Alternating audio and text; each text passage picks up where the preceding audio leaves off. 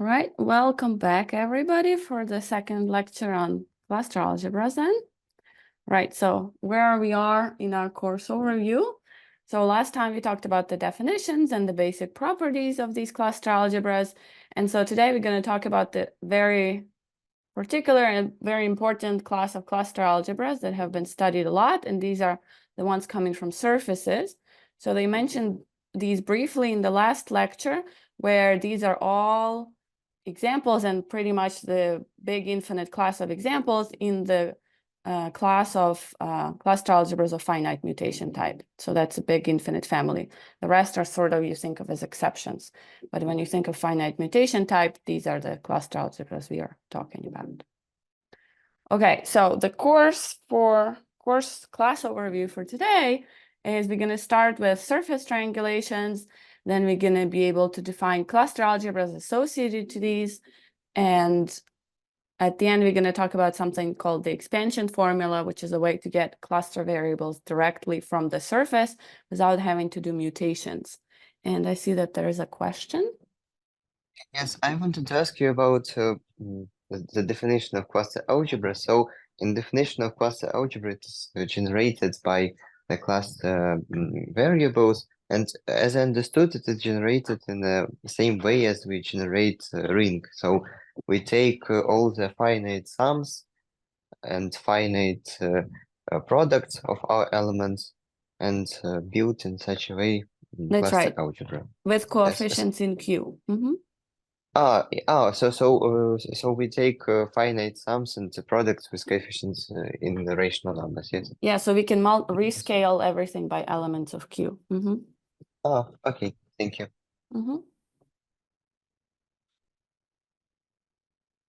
Other questions? All right. Okay, so let's start with surfaces. Okay, so S is going to denote the compact, connected, oriented, two-dimensional Riemann surface up to homotopy. Okay, so the picture you should really have in mind is these are either a genus 0 surface, which is a sphere, a genus 1 surface, which is a torus, so it's a one hole, genus 2 surface, torus with two holes, and so on. So these are the surfaces we consider. Now, to such a surface, we want to add some more data. So, okay, so first of all, these are the surfaces we consider, but we can also add some boundary components to the surface. So what I mean is, so this is a torus, and I've added these two patches, and these are boundary components. So this is not part of my surface, the inside. The outside, this disk on the outside, this would be the boundary of the surface, right? So I can have these patches on my surfaces. So these are boundary components. And moreover, I will also want to add a finite set of marked points, which I denote by M on the surface. And these can be on the interior of the surface or on the boundary. So on this boundary of these patches.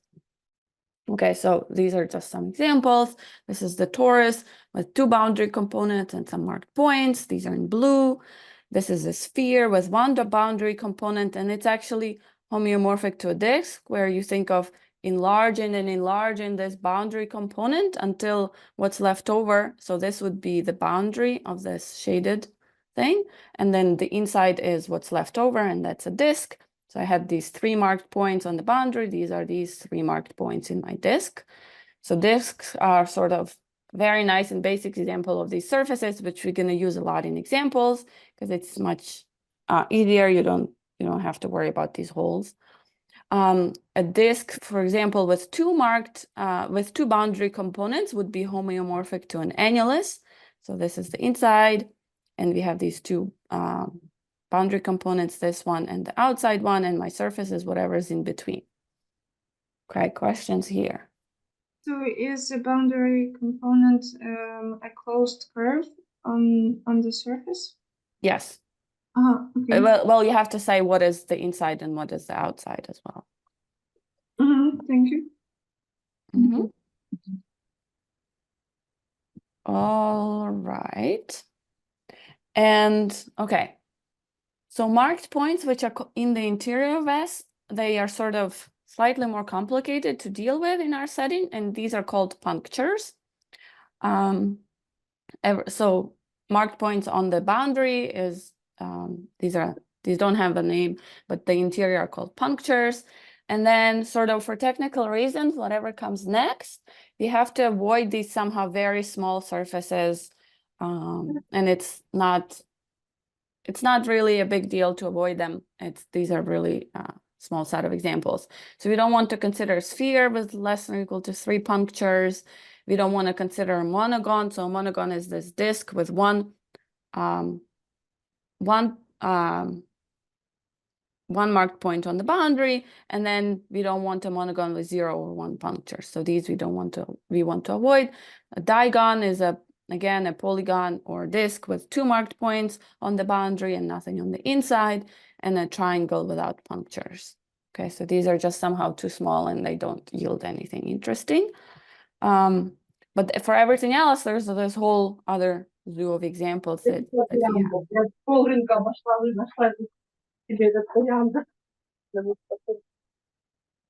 Oh, I'm sorry, I couldn't hear that.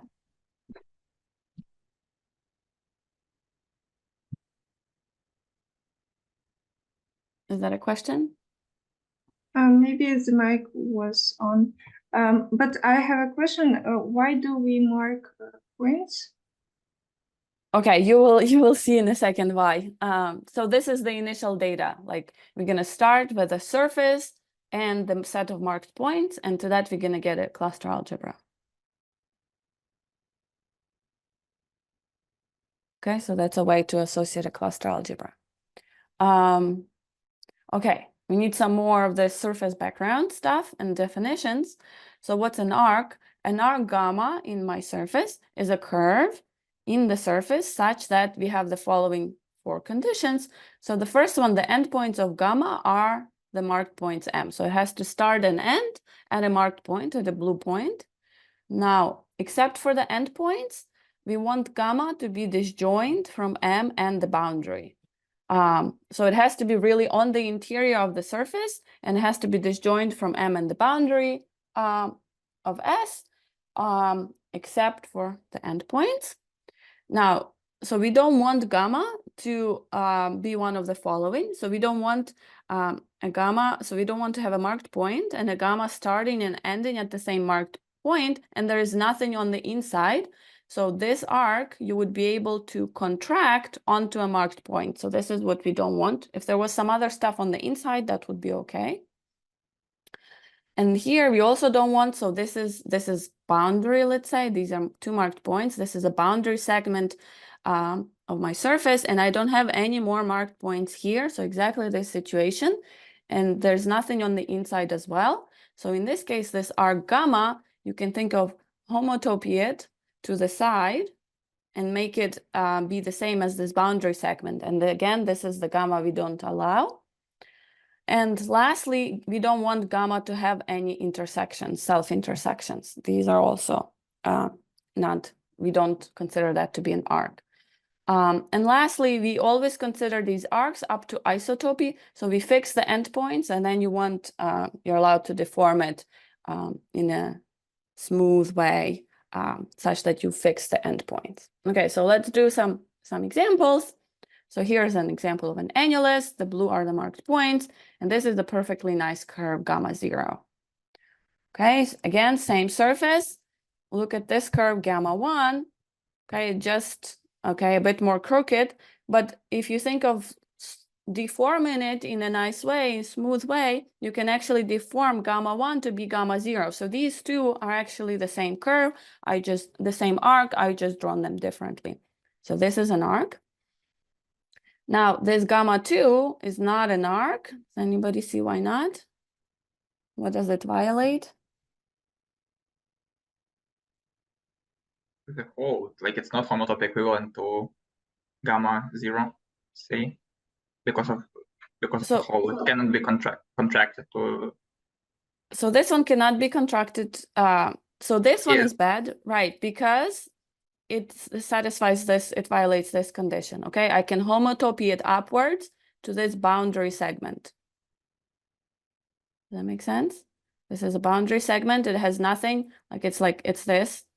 And then I can homotopy my orange curve upwards to the segment, and that's not allowed. So I'm not allowed to be things to homotopy things to boundary segments or points, pretty much, or marked points like here. This one is not a curve because it has a not an arc because it has a self-intersection. This is a perfectly fine arc, so it looks like maybe it violates this first condition, but there's stuff on the inside and I cannot homotopy it to a point because I have a point here and a boundary component, so I can't homotopy it to this curve. And these two are not arcs. Well, the first one, this one's not an arc because it doesn't start and end at an endpoint, at a blue point, so it's just something on the inside. That's not allowed. And this one is the one you can homotopy back to this point. There's nothing blocking it. So this is not an arc. And what is S here, a disk? So S here is this annulus. It's this, this is the boundary component on the outside, and this is the boundary component on the inside. It's a sphere with two boundary components, which can be made into an annulus.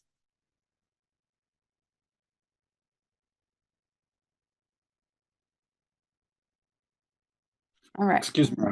I have a question. So you say that we can homotopy, for example, gamma to the surface. Well, yeah, like boundary component, a single boundary segment. Yes. Yeah, so I don't really know the English terminology for this. So what about, for example, gamma 1 and gamma 0? Why can't we do the same, but for... Yeah, so if you tried it for gamma 1, you would be able to homotopy back downstairs to this. But you see, this is not a single boundary segment. There is also a marked point on it. So that's why it is not. So it really has to be like this, and there's nothing on the side. And I can't homotopy it upwards. The boundary component is blocking me. So we taken our basically punctures, like not, well, if there isn't punctures, then this point is not an S, yeah? Yeah, kind of. Oh, okay. Thanks so much then. Yes. All right. Okay. So that's the arc definition. Okay. Now you want to say something about compatibility of arcs. So gamma and gamma prime are two arcs on the same surface, and they are said to be compatible if they do not intersect in the interior of S. So I mean is they may share endpoints, and that's okay. We don't consider them to be intersection as long as they don't intersect in the interior of the surface. And so, okay, because we consider arcs up to this isotopy, what do I mean by this? So this means that there are curves alpha, which is equivalent to gamma, and alpha prime, which is equivalent to gamma prime, such that gamma and gamma prime do not cross. Okay, because if I were to draw some set of arcs, they may look like crossing, but then I can homotopy them such that they are not crossing, and then they would be considered compatible. So for example, these two, okay, certainly I already don't see any intersections, no crossings, they are compatible. Now these two, it looks like they intersect, but I can move the green more towards the inside and the orange more towards the outside. And now they are no longer crossing. So they are representatives of these arcs, which are no longer crossing. And so they are then said to be compatible. Now these two, they cross regardless of how you homotopy and isotopy them. It doesn't matter. They will still have this crossing point. And so they are not compatible then. Okay. From here, we get the notion of a triangulation. So a triangulation T of a surface is a maximal collection of pairwise compatible arcs. Okay, so it's a maximal collection of arcs that are non-crossing under this condition. And so what happens is that, well, this T is then exactly what it sounds like. It's going to triangulate my surface. So it's going to subdivide my surface into triangles. So for example, this is a disk with how many? 6 marked points on the boundary. This is a triangulation. This is a maximal collection of non-crossing arcs here. Whatever other arc I were to draw, it would cross one of the ones I already have. And this here, you see the triangles, 1, 2, 3. So triangle just has, I guess, 3 points. 1, 2, 3, 1, 2, 3, 1, 2, 3. Okay, here is an annulus, and also we see the triangles. This is a maximal collection of compatible arcs. We see the triangle, this arc on the inside here. We see the triangle on the outside here, and we now see another triangle here. So you have 3 triangles here. All right, so this is sort of, once you have punctures, your triangles may look funny. So this is also an example of a triangulation because it is a maximal collection of compatible arcs. If you were to draw something else in here, it would be crossing whatever I already have. And so you see the regular triangle, but then you see this funny configuration here. And so this configuration where you have this loop around and the arc going to the puncture, this is called the self-folded triangle. And so the way to think about this is you think of this being used twice. So if you were to unwrap here, cut it here, and use the segment twice, you would see the triangle. So it'd be 1, 2, 3. You're using this side twice. Okay.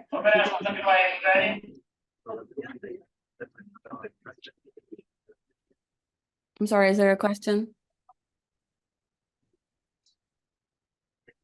Somebody was cutting out again.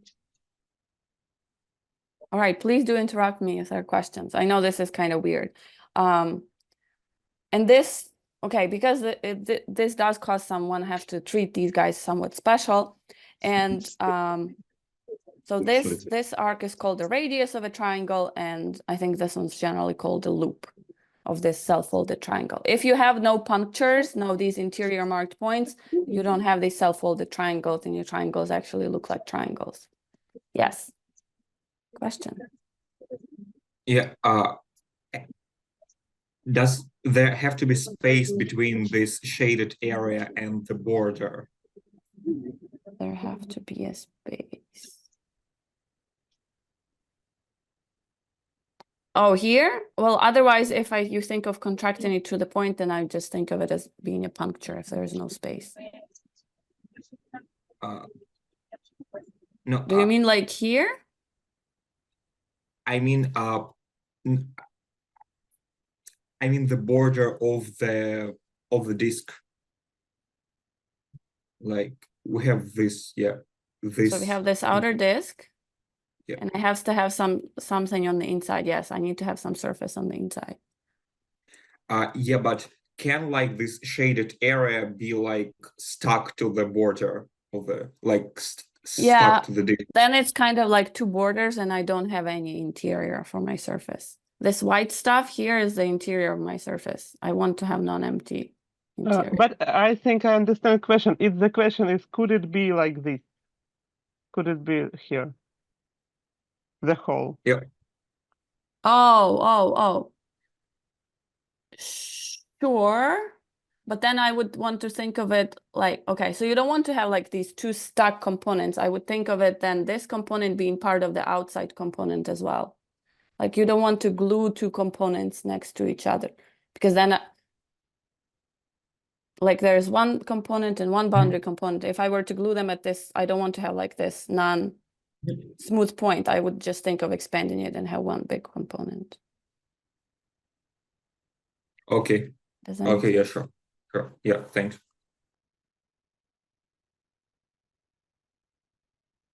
Excuse me, can you explain this one more time? So what's happening in this case if it's glued together, for example, in like if it's glued, for example, in one point, and then what happens if it's glued in no, uncountable amount of points? No uncountable number of points. Okay, think of nice surfaces. Again, the examples I give you, these are the ones we consider. No, there's nothing else going on. You have this torus and torus, whatever many points, and you put some blotches of boundary things, disjoint, looking like circles if you want, and that's it, and some marked points. Finite number of marked points on these boundary circles and maybe on the inside punctures, and that's it. There's nothing else funky going on. There are no other kind of weird surfaces.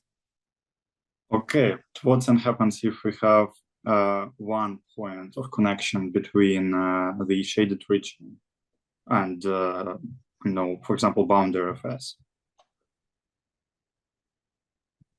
Like, what if this shaded area touches exactly at one point, something like this? Okay, then I'm gonna think of expanding wait, this out and think of it as a single boundary component. I'm sorry. Yes, that's a stupid question. Yeah, I'm sorry. Yes, that's right. Yeah, I see what you're saying. Okay, so the picture you should have is really what I've drawn. There's now other sort of boundary weird cases happening. Yeah, thank you.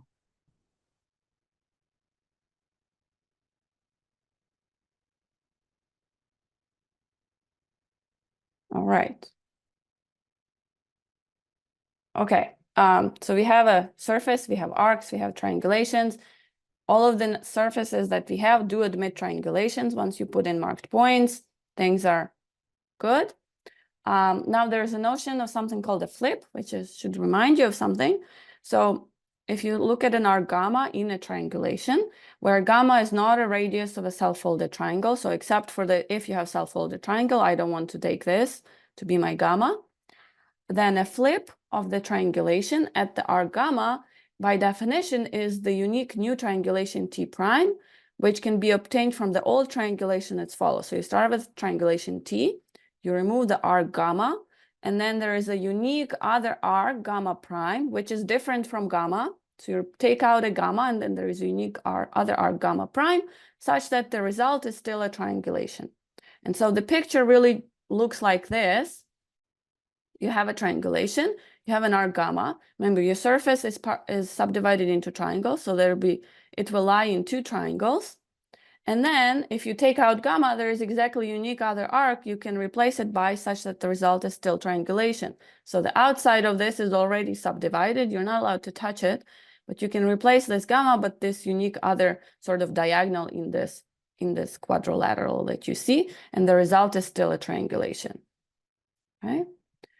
And why do we have to avoid this guy, the radius of a self-folded triangle? Because if I take this out, there's nothing else I can replace it by, such as the result, something different, such that the result is still a triangulation. Okay, there's nothing on the inside I can do, making it a valid triangulation. So apart from this case, we can always do flipping. Okay, there's another question. Does T denote a square? Or what? Yeah, it's like a quadrilateral. So whenever you have an arc gamma, it will lie in exactly two triangles. So actually, so here it looks like a quadrilateral, and most of the time it will. But if you have some kind of more complicated surfaces, like this may be the same arc side as that arc, there could be some identifications going on. So T is a triangulation. Uh-huh. And this is just a little part of the triangulation. So T is any triangulation with any number of marked points. Mm-hmm. Okay. And gamma is an arc of the triangulation. A single one. Yeah, single arc, yes. Oh, okay, got it. Thank you. Yeah, you choose an arc and then you flip at that arc. And it says that you can always do so, and the result is still a triangulation, apart in this exceptional case. Okay, so in the example, for example, this is our disk with 6 marked points on the boundary. If this is the arc you choose, then you see it lies in two triangles, this triangle and that triangle, and then there is a unique other arc you can replace gamma with, such that you still get a triangulation, and it would be this one. It would cross gamma, and then it's compatible. It doesn't cross anything else. Okay, so that's a flip in gamma. Here's a more complicated example of an annulus where you have this arc gamma. Okay, now here maybe you need a second to think about what the quadrilateral is. So just think again of the two triangles. You have this triangle, which sees gamma where gamma is one of the sides. You have this triangle. You see the two triangles actually share a point in common, but that's okay. And then you're going to replace gamma by the unique other arc at the other two endpoints. So this would be this gamma going around, and that's the arc gamma prime. Okay, and then the nice statement about these triangulations, this is a theorem that any true triangulations of a surface are connected by a sequence of flips. Okay, so if you start with the arbitrary two triangulations, there's a way to go from one to the other via a finite sequence of flips. at arcs. Okay, so the space of all triangulations is connected by flips. Yes, question. Yes, so as I understand, by definition, the marked points they make a finite set, so only finitely many. Yes, we always have curves. only a finite number of marked points. Okay, thank you. Okay, there are generalizations of cluster algebras where one considers infinite number, and then you would think about infinite cluster algebras coming with infinite quivers and so on. But yeah, whenever we talk about surface cluster algebras, it's always finite type, finite number of marked points. Thank you. Okay, so flipping is good. Now, okay, so I start with my SM, and now I'm going to restrict to the case without punctures, no interior marked points. Okay, everything I'm going to say still works for the case with punctures. It's just one has to treat things like separately, and there are special cases to consider and so on. It just becomes more complicated, and we won't have time to go over that in the course. But everything is done, can be done in the case with punctures as well. The theory works. Okay. So if you're without punctures, you can flip, you don't have self-folded triangles, and you can flip anywhere. So everything is sort of nicer in that way, more uniform. If you have punctures, there's a generalization of flipping, and you can also then flip at the radius. But again, we can omit that. Okay, so in this case, I can easily say what is the quiver. So given a triangulation of a surface, I can actually associate a quiver to it, Q sub t, as follows. So the arcs in my triangulation are going to correspond to the vertices of the quiver. And how do I get arrows of the quiver? Well, arrows of the quiver come from triangles. So whenever I have a triangle with arcs gamma I and gamma j, which share an endpoint, then for every such triangle, I'm going to get an arrow. And here you just have to make sure you're consistent, choose an orientation. So let's say we're going to say we're going to have an arrow from I to j. If in this triangle, I can go from gamma I to gamma j in a counterclockwise direction. Okay, so that's my orientation. I would have an arrow from gamma I, from vertex I to vertex j, because I can go from one to the other in this triangle in a counterclockwise direction. Okay, so they share this angle. Okay, that's the arrow. Okay, so let's do examples. So this is your disk with 6 marked points. I have 3 arcs, which I'm gonna just label 1, 2, 3. These gonna correspond to vertices on my quiver, 1, 2, 3. And what are the arrows? So this triangle induces no arrows because, well, I need two arcs of the triangulation, at least in a triangle, to do that. So this is a triangle, and it's gonna, so I see I can go from 2 to 1 in a counterclockwise direction. So I'm gonna have an arrow from 2 to 1. This is another triangle. I can go from 3 to 2, no, from 2 to 3 in a counterclockwise direction. So I have an arrow from 2 to 3. And that's it. Excuse me, can you repeat, please? So what do you mean by going to a triangle in counterclockwise direction? Okay, so you see you have this triangle. These 2 arcs here share vertex, okay? There's like an angle here. And I can go from 2 to 1 in a counterclockwise direction around this angle, yeah?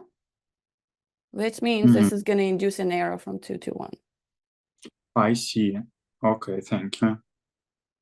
Okay. And same here, from 2 to 3, counterclockwise induces an arrow from 2 to 3. Okay, so a slightly more complicated example is an annulus. So here, again, we have 3 arcs, 1, 2, 3. And we have this, so we have 1 and 2 in this triangle on the inside. And so I can go from 1 to 2, again, in a counterclockwise direction around this point. So this induces the arrow from 1 to 2. I have this other triangle between 1 and 3. So I would go from 1 to 3 in a counterclockwise direction. So I have this arrow. And finally, I have this other triangle on this other side. And I would go from 3 to 2 in a counterclockwise direction.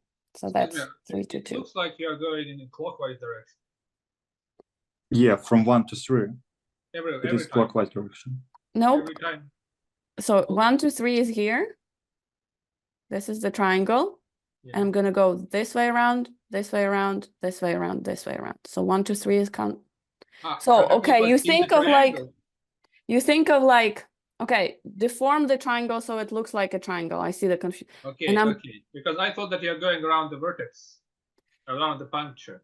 But you're Yeah, saying you're going inside the triangle. I'm going inside the triangle and going around in a counterclockwise direction in the triangle. Yes. Mm-hmm.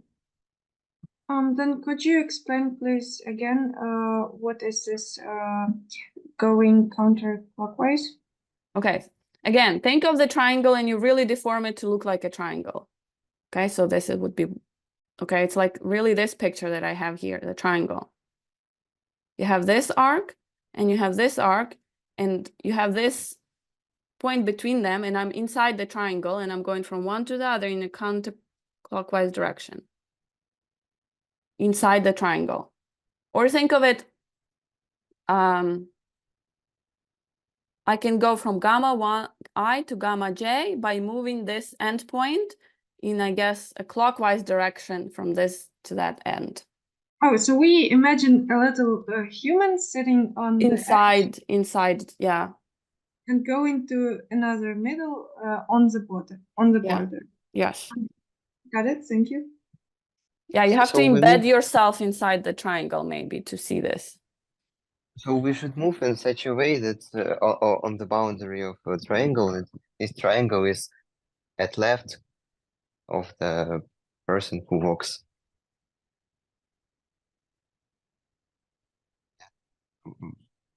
Such. On the left. So the interior of the triangle stays at the left of our arms when we walk. And where are you? Where is the little human? So if we walk on the boundary of the triangle, the interior yes. I is at left. understand. Yes, exactly. So If in such a if the way, human is here, then the inside of the triangle is on the left. Exactly. Thank you. Mm-hmm. Excuse me, I have a question. But we can go, for example, in the first example, we can go from vertex from side 2 to side 1 also in anticlockwise direction. So yeah, from 2 Now to 1 we 2 can to go. 1. Yes, but we consider only the movement from 1 to 2 when creating the graph. Oh wait, no. I'm sorry. I'm sorry. I was looking at picture 1 and the quiver for picture 2. Oh, sorry. okay, yeah. Mm-hmm. Okay, one more question. Does this work the same if we have two these shaded areas?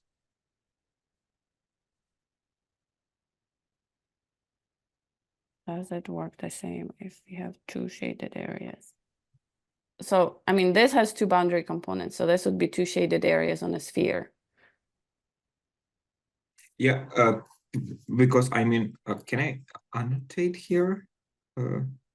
Try? Yeah, can you see it? Now I do. Yeah, okay, you have another Okay. boundary component. And for example, here is a dot.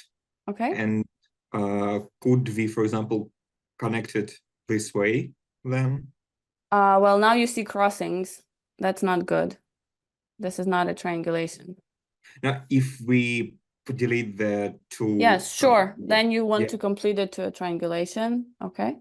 But then how do we see an arrow here? From which 2? Arrow? We have this okay, dot. I don't see you point. Okay, yeah, you have these 2 dots. Oh, okay, so you see this, and this is a triangle. Yeah, yes. So you have the inside. Okay, so you think of the triangle, first you follow this, and then this, and then this. So which endpoint?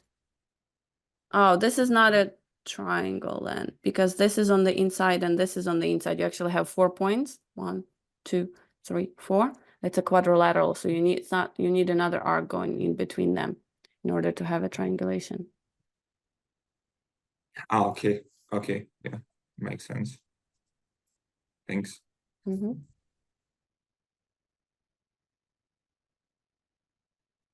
All right. I also have a question. Is it possible to restore the triangulation from this quiver?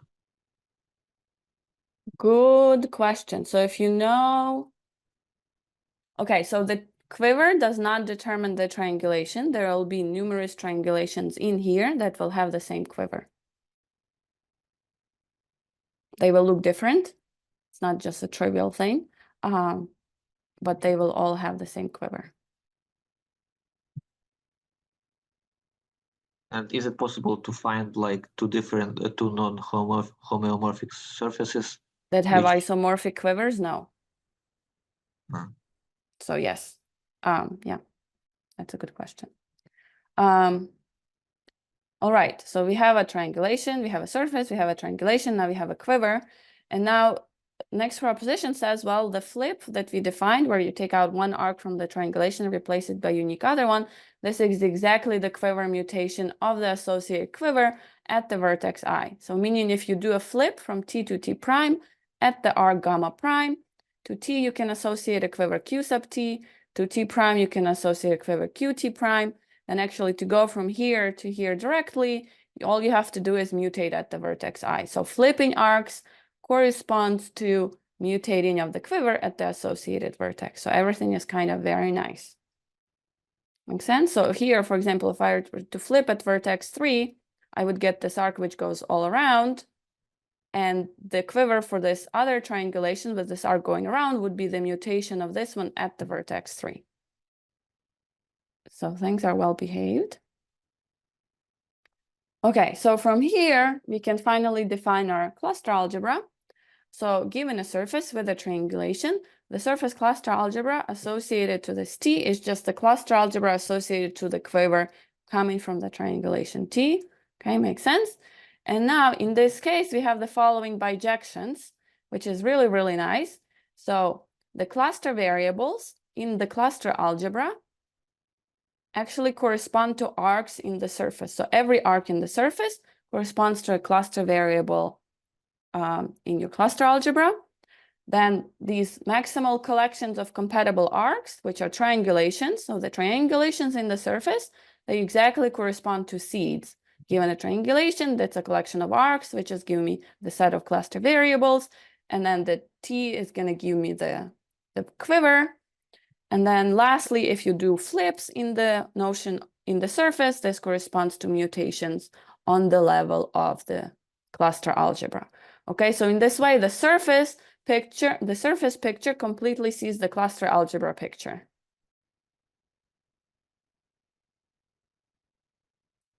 Okay, so for now, this is just a bijection, so a correspondence between these two worlds.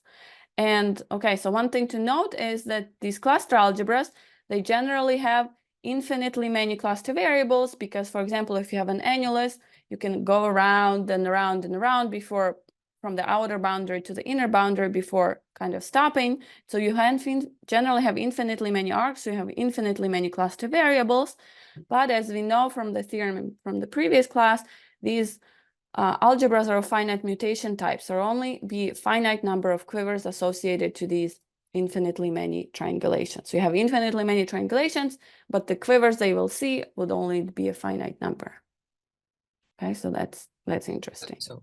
So arcs up to isotopical arcs, they correspond to one same cluster variable. Yes, exactly. One class of arcs up to isotopy, yes. Okay, thank you. Okay, so we have this correspondence. Now we can okay, so here, let's do a hexagon. So a disk with 6 marked points on the boundary, if I just straighten out the boundary, it's really a hexagon, okay? So we have a hexagon. The quiver in this case, I would go from 1 to 2 to 3. So that's the type A3 quiver. This is a finite type A example. And remember, type A is these cluster algebras of finite type, where you have finitely many cluster variables. So under this correspondence, these diagonals, so arcs in this example are exactly diagonals in a hexagon. So diagonals in a hexagon correspond to cluster variables. In this case, type A3. And since you have finite number of diagonals, you have finite number of cluster variables. So type A is a finite type cluster algebra. Now triangulations in here, triangulations of a hexagon correspond to seeds. And then in this case, flipping corresponds to mutation. So what I mean is if you start with this initial triangulation, I flip at this arc 2, I'm going to replace this arc by this vertical arc gamma. In this case, what this would correspond to my initial seed, initial set of cluster variables, x1, x2, x3. Flipping means I replace 2 by doing a mutation at 2. So my variables x1 and x3 stay. And the variable associated to the new arc, this one would be the x sub gamma, and it should come from the mutation at vertex 2 above. And this would be the associated cluster variable.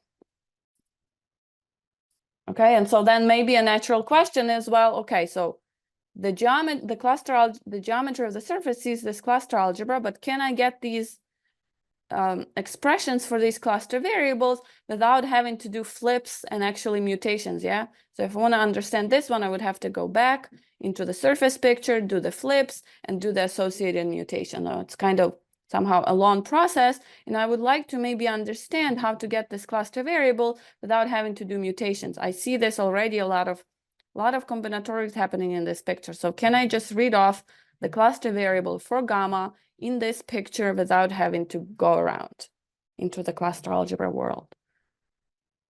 And amazingly, there's this expansion formula which tells you how to do that, which is actually really, really cool. Okay, so the idea is you have some surface, you have a triangulation, you have some arc, gamma, in there, and you want to find an expression for the cluster variable x gamma, again, without having to do flips and mutations. Okay, so now there's going to be a lot of kind of combinatorics and a lot of pieces to get there, but to get to the actual formula at the end. So let us start. So the key thing here is something called a snake graph. Okay, it's denoted by this fancy G. Okay, so a snake graph G is this connected graph consisting of tiles. So a tile is just a square where each tile is glued to the north of east edge of the previous tile. So this is my initial tile, and then I can draw a second tile either to the right or above. So here I go to the right, above, to the right, above. And then you keep building something called a snake graph in this way. Okay, so I always glue to the previous tile. So it's always kind of goes in this way. I'm not allowed to branch off here and have something like going to the side. It always goes up or to the right. Right, that's what a snake graph is. Now, given an arc in the surface, I want to associate a snake graph to it. So we fix a triangulation, we fix an arc gamma, which is not part of the triangulation. And then you want to choose an orientation for gamma. It doesn't really matter. So you want to go from one endpoint to the next, to the other one of your gamma. And you want to also fix a representative of gamma such that it has the minimal number of crossings with the arcs of T. So if you have some wiggling around here, you kind of want to straighten it out such that you don't have any extra crossings unless you need to. Okay, so you have some arc gamma, and then it's going to cross the arcs of the triangulation in some order. So it's going to cross gamma 1 first, then gamma 2, then gamma 3, then gamma 4, then gamma 5, and so on, till you get to the other endpoints. And then if you think about the definition of the triangulation, because it crosses these in order, in an order, and it has the least number of crossings, and these form a triangulation, actually, then this means that between gamma 1 and gamma 2, there should be either an arc or boundary component. They should be part of a triangle. Same with gamma 2 and gamma 3, there should be a triangle here, there should be a triangle here, and so on. So you can kind of complete it to this picture. So these black things on the outside, they are either boundary segments or they're actually arcs of the triangulation, but gamma doesn't cross them, and so I kind of put them in black. We won't really need them. So the gamma then sees sort of this portion of the surface. That's the idea. Okay, and now to each gamma I that gamma crosses, I'm going to associate a tile. So the square thing. And this square is going to correspond to the quadrilateral in the surface that contains gamma I as a diagonal. So in our example is you have this arc gamma crosses gamma 1. So I'm going to have a tile where gamma 1 is this diagonal. And you see this gamma 1, it lies in a quadrilateral. It's this quadrilateral. It can lie in two triangles which form a sort of a square. And this is going to be exactly the tile. So you see this gamma 1, I go to the right. I see G, gamma 2, AH. And I'm going to put the labels on the boundary. So G, gamma 2, AH as I go around this quadrilateral. Similarly with gamma 2, this is my quadrilateral which contains gamma 2. And I'm going to see F, gamma 3, gamma 1, G. So F, gamma 3, gamma 1, G, and so on.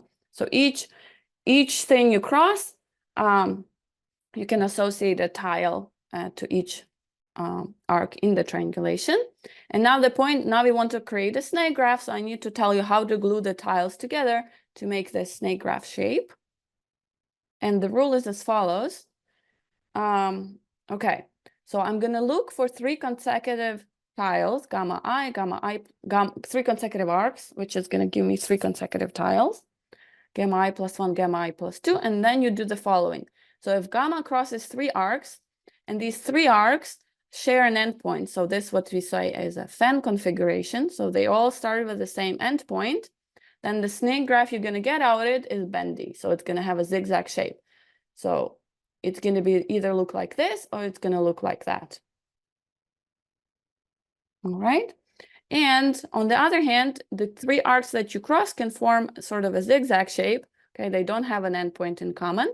And then actually you get a straight piece on the snake graph. So it's either going to be straight horizontal 3 tiles or straight vertical 3 tiles.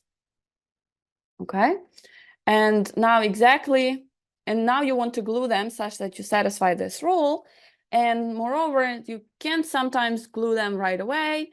And here's kind of the start thing you may have to do. In order to glue them together in such a configuration, you may need to flip the tiles. And by flipping, I mean, whenever you have a tile like this, I can flip it across the diagonal and you get this one. So, yeah. So these labels change. So D and A, they reverse, and C and B, they reverse. Okay, so you want to glue them, maybe flip tiles such that you satisfy these rules. So let us do this example. So in the first one, you see gamma crosses the first 3 arcs, gamma 1, gamma 2, gamma 3. They share an endpoint. So we're going to have a zigzag piece. So I want to glue gamma 1, gamma 2, gamma 3 in a zigzag. Now, so at first, it doesn't matter how you start. Your zigzag. You could start it this way or that way. But once you've fixed your starting point, then the rest is determined. So here, I guess I chose to do this zigzag. So I look at gamma 1 and I'm going to just put it down. That's my gamma 1 tile. For gamma 2, I want to glue it. I want to glue it in a zigzag. So I want to glue it to this side or to this side of my first tile. But I can't do that. You see, my labels on the edges have to match. It kind of has to respect the labels. And so I'm going to first flip gamma 2. And if I flip gamma 2, then I can see that I can glue it on top of this G would go down here. And then I can glue it on top of the first tile. I would get this configuration. And then after I flip gamma 2, my F is actually on this side. And I can glue gamma 3 just directly on the side. So gamma 1, gamma 2, gamma 3, these 3 tiles fit well together in a zigzag piece. Now I look at the next pair of 3 arcs. So gamma 2, gamma 3, gamma 4, they form a zigzag, which means in my snake graph, I'm going to have a straight piece. So I already have gamma 1 and gamma 2 and gamma 3 in place. So gamma 4 has to form a straight piece with it, which means it's going to go to this side, to the right, and not above.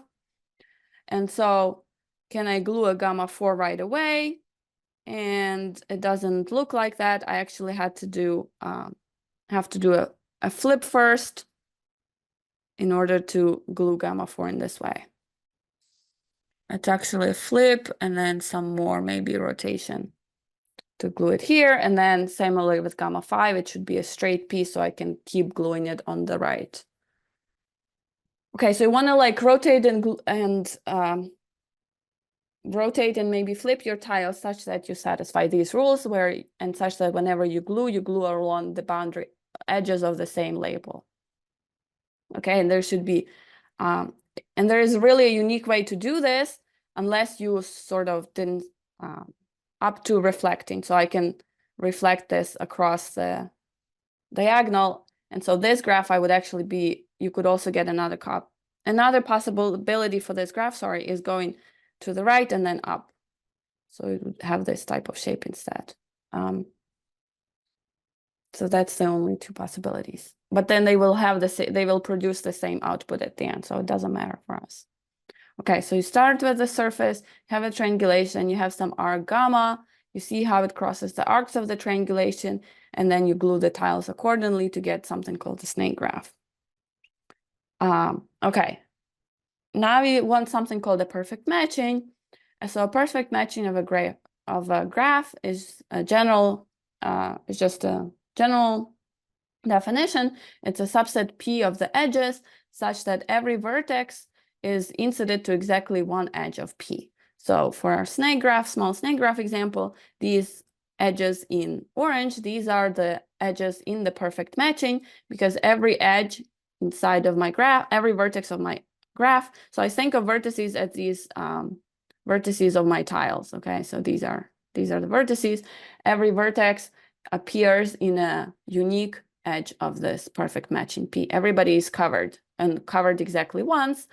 And so generally, not every graph has a perfect matching, only bipartite graphs do. And so, for example, triangles don't, because I could pick this edge to be in P, but then this vertex is not covered by any edges of P. So that would not be good. So snake graphs admit perfect matchings, and in general, they admit many. So if I start with this now snake graph, this is a perfect matching. This is a perfect matching. This is another perfect matching. And these are all the perfect matchings of these two-tiled snake graphs with two tiles. Okay, now I do want to find all the perfect matchings. And so one way to do so is actually they behave well for snake graphs. So in a snake graph, there are exactly two perfect matchings, P plus and P minus, that contain only the boundary edges. So these are the three perfect matchings of the two-tiled graph, and these are the two P plus and P minus that only use boundary edges. So there's only actually one interior edge here, and that's this one, and that's not one of the P plus and P minus. Okay, so P plus and P minus, they use only boundary edges. It doesn't matter which one you denote by P plus and P minus in our case. So say you say one is P minus, the other one is P plus, and you can actually create a poset out of perfect matchings where the minimal element is P minus, the top element is P plus. And how do you go up in this poset? You perform an exchange. So whenever you see something like this, you have a tile and you have two edges of this tile in a matching, then you can flip. Okay, again, flip, but not the same as flipping the arc, but you change this matching to this matching, and this would correspond going one step up in the poset when possible until you get to P plus. So for example, this is my P minus. I see these two edges in the tile one, so I can flip them and I get a matching like this. So I've already done a flip at one. Now in this one, I can now flip it at the second tile because these two form a perfect matching. And if I do that, now I have a boundary matching. I've arrived at P plus. That's it. This is all the perfect matchings of this two-tiled graph. If you look at this example, you see, let's say this is my P minus. It has all the boundary edges. First, I can flip at this tile, the two tile. I'm going to get this matching. Now in here, I can either flip at this first tile or at the last tile. If I flip at the first one, I go here. If I flip at this last tile, I'll go here. And then I can reverse. Now in this case, I can flip at one. At the previous one, I can flip at three. And actually, I arrive at the top matching P plus. At the boundary matching, I'm done. I know these are all the perfect matching. So that's a good way to generate all the perfect matchings. Start with the minus one and start flipping up. And in this way, you should only flip at each tile exactly once when you go up top. So this has three tiles. If I go to the top, I should go through the edges that have the same that have distinct labels and exactly one. So this is 2, 1, 3 or 2, 3, 1. So I'll go to the top and I'll flip it all the tiles exactly once. Okay, that's the perfect matchings. And so finally we get to the expansion formula. So T is my triangulation as before. T consists of arcs gamma 1 through gamma m. This G sub gamma is the associated graph of the snake graph. And then match of G gamma is the set of all perfect matchings. Okay, we know how to find it now. And now if you have a perfect matching, you can define sort of a weight function for it. And it's as follows. So I'm going to denote a monomial to it, x of p, where I take the product over all the xi's, okay, where the edge gamma I, remember in my snake graph, the edges are labeled by arcs in the surface, so gamma i's. Gamma I is an edge appearing in the perfect matching, possibly with multiplicities. So I'll do an example. This is very easy to compute. And then cross gamma is just the product over the xi's, where the arc gamma crosses the arc gamma I, again with multiplicities. And then here's the famous expansion formula of Musiker, Scheffler, and Williams, is the cluster variable x associated to the arc gamma is as follows. So you take 1 over the crossing monomial, so it's some product over xi's where xi crosses the arc gamma, so that's easy, times the sum, where the sum is taken over all the perfect matchings of your graph G, and you associate this weight monomial to each perfect matching. And so you see it's always the sum of things. It is Laurent because these are all in the numerator and this is the denominator. So this is actually how the positivity was proved for cluster algebras from surfaces, because it follows that every cluster variable is a positive Laurent polynomial in the xi's. So this is how it first shown for cluster algebras from surfaces from this expansion formula. So this was nice, one of the corollaries. Okay, so let's do an example. All right, so you have a hexagon. This is my orange is my triangulation. I want to find the cluster variable associated to the arc gamma. What do you do? So first you want to find the snake graph, then you want to find the perfect matchings, and then you want to apply the expansion formula. So first the snake graph. My arc gamma crosses two arcs of the triangulation, gamma, this one and this one. So I get 2 tiles here, and there's, if I flip the tile 2, I can glue them. And this is my snake graph on 2 tiles. And the labels here are also important on the edges. What is the set of matchings? The set of matchings we've seen before. You have some minimal one, you do the flips until you get to the maximal one. And now what is this weight monomial? So for this perfect matching, I have this edge, and this edge. I have these 3 edges, and I look back in my snake graph, and what do these correspond to? So this has label A. You see these label A, B, C, D, E, F. These are boundary segments. So my cluster algebra doesn't see them. So I ignore them. I put them here sort of to remember where the tiles are coming from.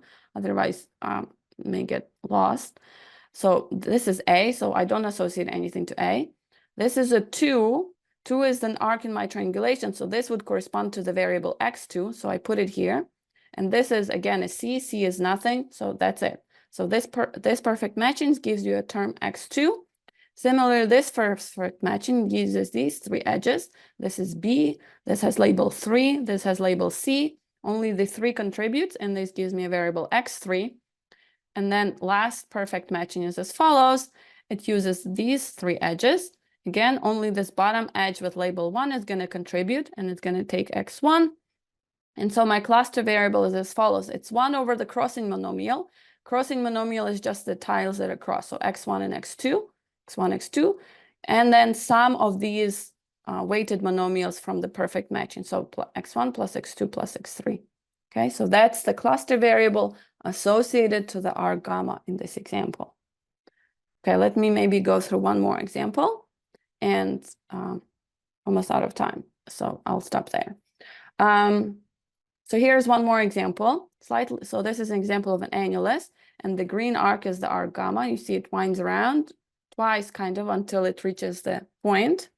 And so it's going to cross arcs 2, 1, 2 in that order. So I'm going to have just 2 tiles, but I'm going to use the tile 2 twice because my arc crosses it twice. And then it takes some time to think about that. The crossing looks like a zigzag configuration. So the snake graph is going to be a straight piece. These are all the perfect matchings. And so, for example, I can look at this perfect matching and what is the weighted monomial I'm going to associate to it. So I use these 4 edges. So this has no label. This has no label that I care about. This has label 1, and I take it twice. So this is going to be x1 squared. That's going to contribute. So it's with multiplicities. So this is going to contribute x1 squared. Versus this one, it uses these 4 labels. They are all labeled 1. So it's actually going to contribute x1 to the 4th. So my cluster variable at the end, it's 1 over the crossing monomial. So I cross 1 and I cross 2 twice. So it's x1, x2 squared times the sum over all the perfect matching weights. So I collect all of these terms. This actually appears twice. So I have this coefficient 2 here. And this is the formula for the cluster variable. Okay, and I'm actually out of time. So I'm going to stop here. There's some idea of the proof later in the notes, so you can look at that if you're curious how the proof goes. And then one can also use arcs to compute the basis of a cluster algebra, so something we talked about, and this involves generalized arcs and so on. You're welcome to look through the notes if you're curious, but since we are out of time and this doesn't really appear in the exercises, so let me stop here and ask for questions if there are any.